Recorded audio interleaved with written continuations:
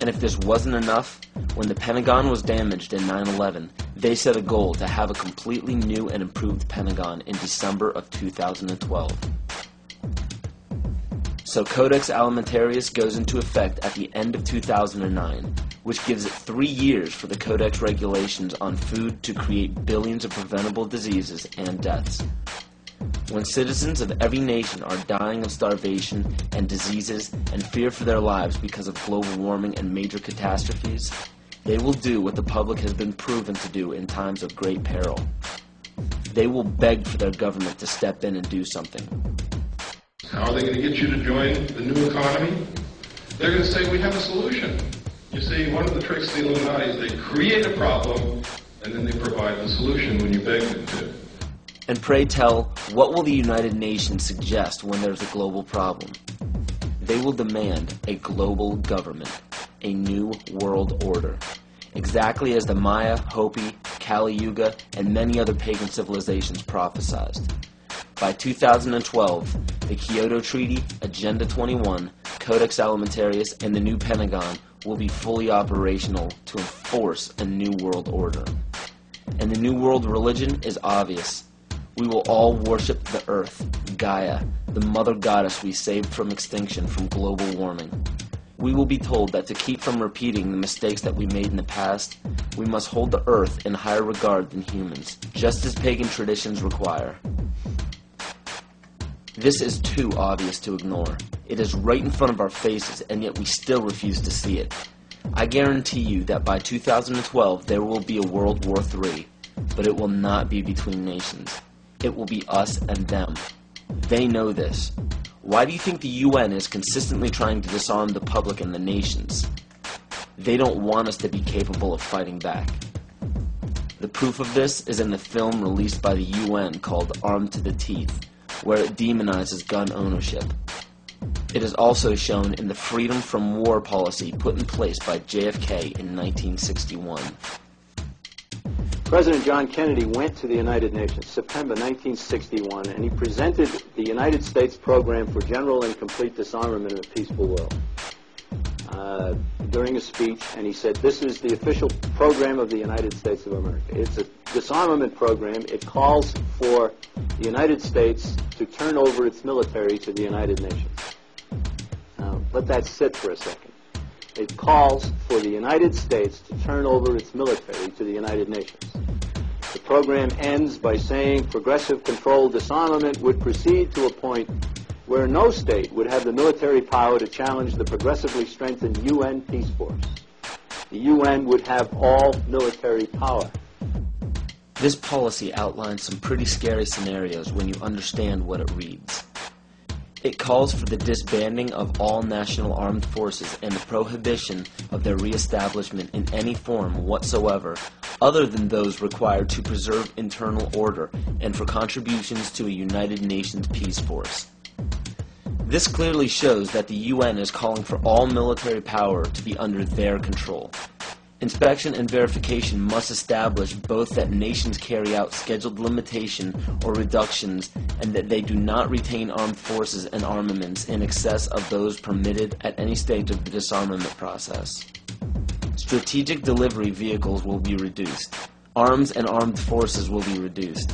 And all the while, UN peacekeeping powers would be strengthened.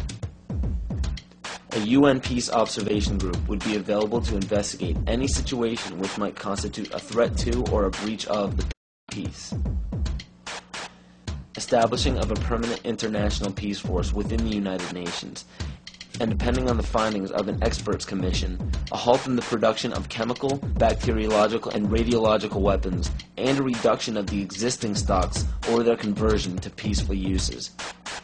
Peaceful uses of biological, chemical, and radiological weapons? Do you see how they are perverting the word peace and making this policy sound unilaterally good? There is no other way to read this publication. It clearly states that all nations will hand over their military forces to a global United Nations military.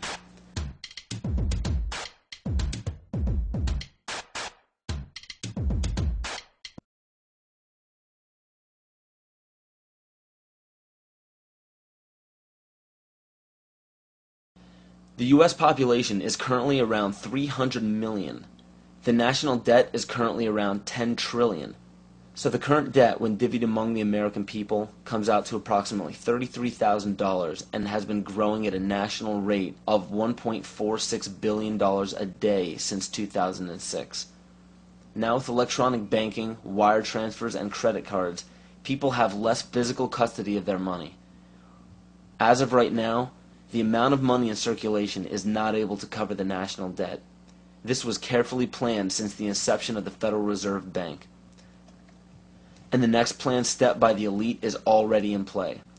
George Bush signed a bill implementing the North American Union. President Bush signed a formal agreement that will end the United States as we know it. And he took the step without approval from either the U.S. Congress or the people of the United States.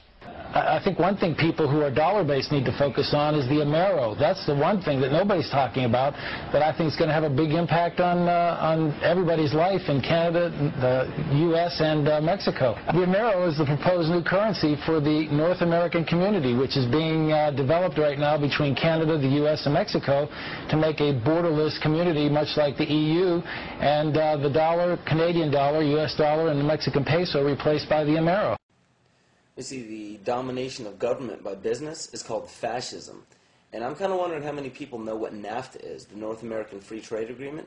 Because under Chapter 11 of the NAFTA agreement, NAFTA tribunals trump all U.S. law if it conflicts with either A, World Bank's International Center for the Settlement of Investment Disputes, or B, UN Commission for International Trade Law.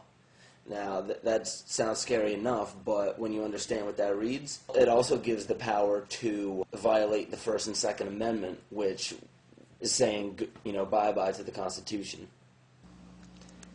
This will weaken national sovereignty and bankrupt the dollar we use now. After this happens, the Fed will call in all debts. When the debts cannot be repaid by the people, assets will be seized. And by this, I mean absolutely everything you own, including your property, your home, your vehicle, your furniture, and the clothes on your back. This plan is already in progress. And when it takes place, you will literally be owned by the Federal Reserve Bank. This is how Agenda 21 will be implemented. The seized land will be given back to nature, and the people will be placed in smart growth megacities.